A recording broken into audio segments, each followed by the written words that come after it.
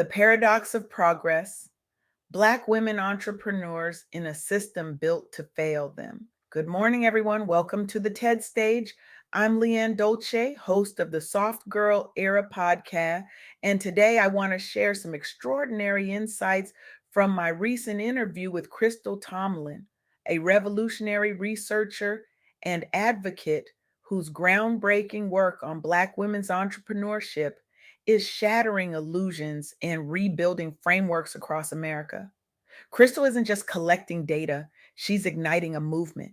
Her research has forced venture capital firms to confront their biases, inspired policy reforms in multiple states, and created a new language for discussing economic empowerment that centers the lived experiences of Black women. When the history of economic justice in America is written, Crystal Tomlin's name will be etched in its pages as someone who fundamentally changed how we understand success, power, and possibility. We often hear inspiring stories about the rise of Black women entrepreneurs. The headlines celebrate record numbers of new businesses, feature profiles of exceptional founders, and trumpet the dawn of a new era of inclusive capitalism. These narratives feel good.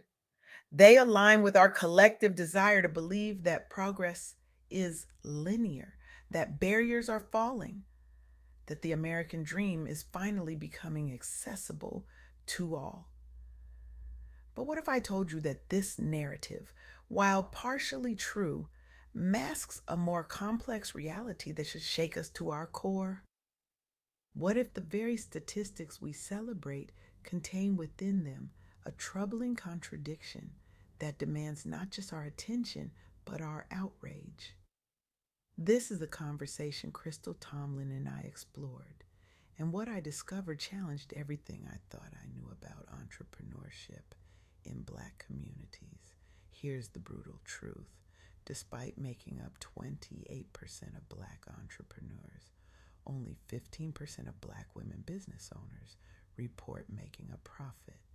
Let that sink in for a moment. The vast majority of Black women entrepreneurs, women who have defied stereotypes, overcome barriers, secured funding against impossible odds, built products and services that fill crucial gaps, are working themselves to exhaustion without achieving basic financial sustainability.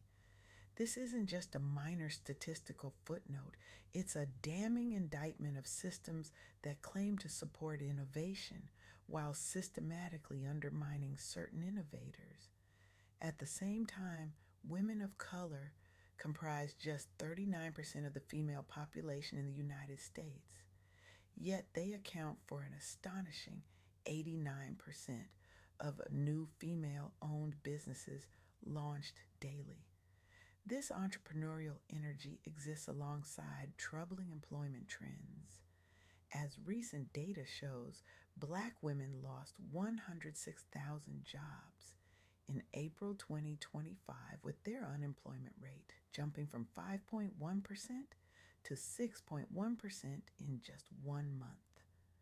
So we have this fascinating, heartbreaking juxtaposition, unprecedented levels of business creation alongside persistent profitability challenges and deteriorating employment conditions. What's really happening here? As Crystal explained during our interview, we're witnessing a complex phenomenon where entrepreneurship is simultaneously a response to economic exclusion and an expression of creative ambition. The question isn't whether Black women are starting businesses. They clearly are at remarkable rates. But whether these businesses are being given the resources and support needed to thrive rather than merely survive. This insight leads us to what I call the dual reality of Black women's entrepreneurship. While Black women owned businesses account for 21% of all female owned companies in America, they face disproportionate challenges in achieving profitability. The statistics tell us that something fundamental is broken in our economic system, not in the ambition, creativity, or work ethic of Black women entrepreneurs. Consider the story of Amira Rasul, CEO and founder of the Folklore.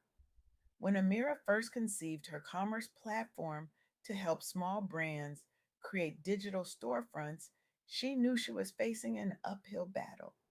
In an industry where Black women receive less than 1% of venture capital funding, the odds were stacked against her from day one.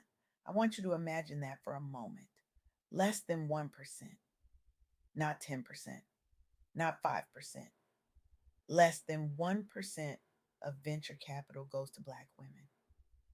If that doesn't make your blood boil, you're not paying attention. But Amira refused to be defined by this statistic.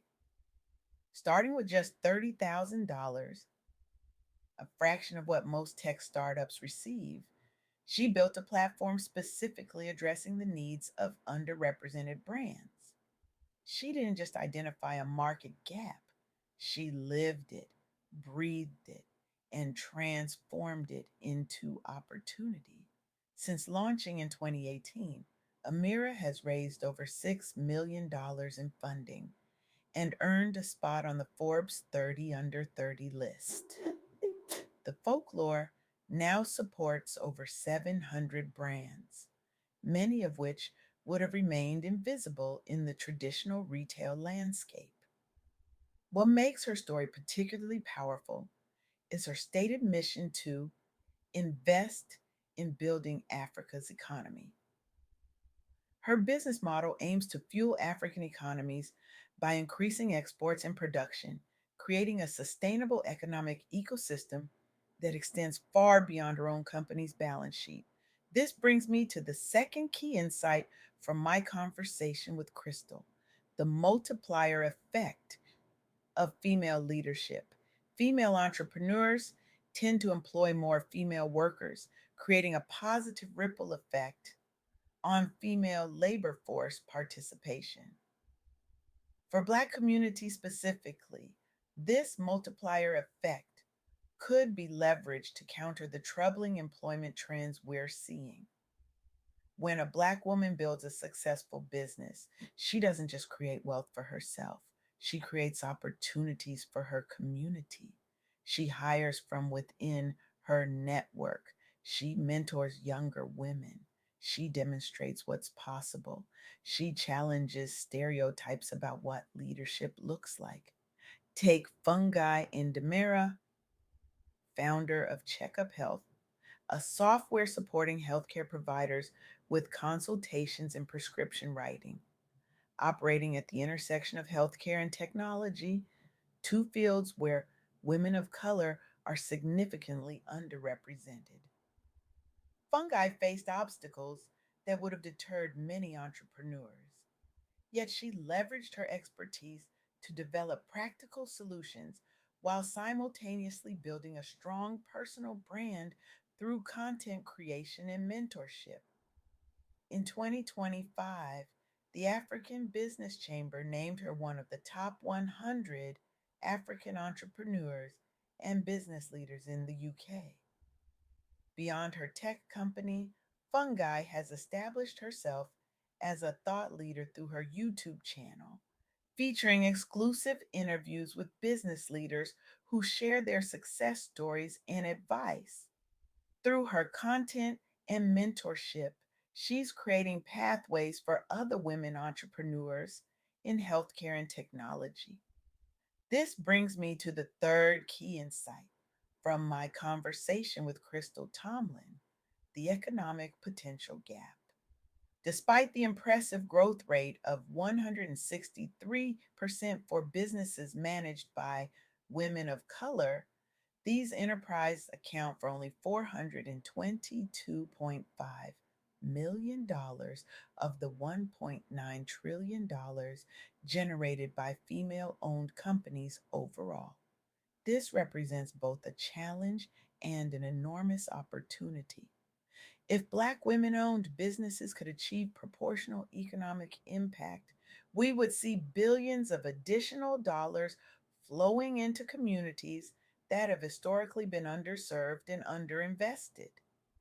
The growth of businesses owned by women of color demonstrates remarkable resilience and entrepreneurial spirit despite systemic challenges. Despite representing only 39% of the female population in the United States, women of color are driving the majority of new business creation among women. As Crystal emphasized during our conversation, we need to stop celebrating just the number of businesses started and start focusing on how many are thriving. Starting a business is just the first step. Building a profitable, sustainable enterprise that creates jobs and wealth. That's the real challenge. And that's where our support systems often fall short. So, what does this mean for how we think about entrepreneurship, economic opportunity, and progress? First, it means we need to be more nuanced in how we measure success. Simply counting the number of businesses started by Black women isn't enough if those businesses aren't achieving profitability and scale. Second, it means we need to rethink our support systems. Access to capital remains a critical barrier, but it's not just about money. It's about networks, mentorship, education, and creating environments where Black women entrepreneurs can thrive. Third, it means we need to recognize the structural barriers that persist. The same systems that have led to disproportionate job losses for Black women during economic downturns are the systems that make it harder for Black women entrepreneurs to achieve profitability. As I reflect on my conversation with Crystal Tomlin, I'm struck by both the challenges and the opportunities.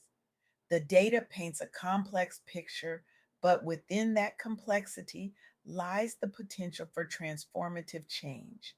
I want to leave you with this thought. We stand at a crossroads. We can continue to celebrate surface level progress while ignoring the deeper inequities, or we can confront the uncomfortable truths about our economic system and commit to genuine transformation. The entrepreneurial spirit of Black women is not in question. Their resilience, creativity, and determination have been proven time and again. The question is whether our society has the courage to dismantle the barriers that prevent that spirit from achieving its full economic potential. This isn't just about fairness or equity, though those are reason enough. It's about unlocking billions of dollars in economic value that remains trapped by systemic bias. It's about creating jobs in communities that desperately need them. It's about building intergenerational wealth that can transform families and neighborhoods. So I challenge you, whether you're an investor, a policymaker, a business leader, or simply a consumer, to ask yourself, what am I doing to address the profitability gap facing Black women entrepreneurs?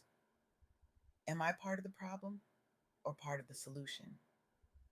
Am I satisfied with symbolic progress or am I committed to substantive change?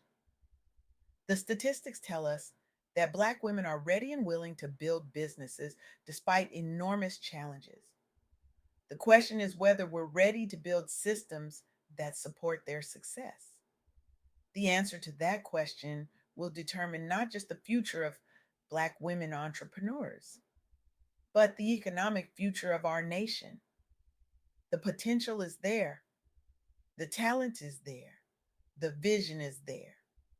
What remains to be seen is whether our commitment to genuine inclusion and economic justice is there as well. Let's not just talk about supporting Black women entrepreneurs. Let's create a world where their success is not the exception, but the expectation. Because when Black women thrive, we all thrive. Thank you.